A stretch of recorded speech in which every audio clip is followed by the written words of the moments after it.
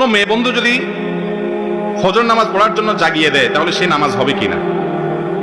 আল্লাহুল মুস্তাআন। প্রশ্ন আর খুঁজে পান নাই? মেয়ে বন্ধু এটা আবার কি জিনিস ভাই? স্ত্রী। পুরুষের মেয়ে বন্ধুর নাম কি? স্ত্রী। স্ত্রী ডাইকে দিলে নামাজ হবে কিনা প্রশ্ন, মানে ডাইকে দিলে বেটি ডাবল সওয়াব হবে ইনশাআল্লাহ। বুঝেন নাই কথা?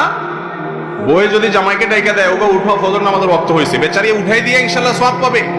ভাইরে মনে রাখবেন, কোন অবিবাহিত নারী এবং পুরুষ একে অন্যের কখনো বন্ধু হতে পারে না, পারে না, পারে না।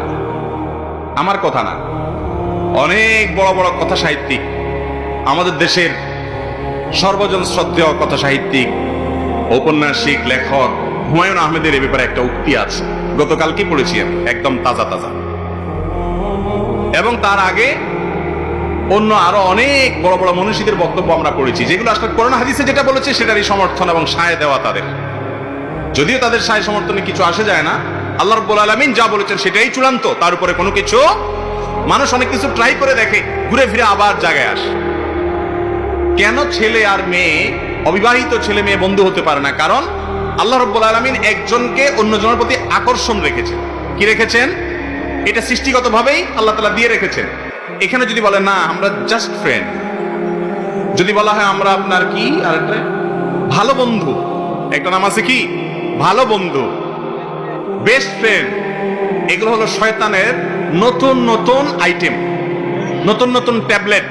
ইবলিস এটা আপনারা যদি গিলাইতে পারে, আপনি যদি এটা ধরে নেন, বিশ্বাস করে নেন, বুঝে নেন, হ্যাঁ ছেলে মেয়ে তো জাস্ট ফ্রেন্ড, আপনার কি বেস্ট ফ্রেন্ড, আপনার কি বলে এগুলা জিএফবিএফ, আউযুবিল্লাহি মিনাশ শাইতানির রাজিম।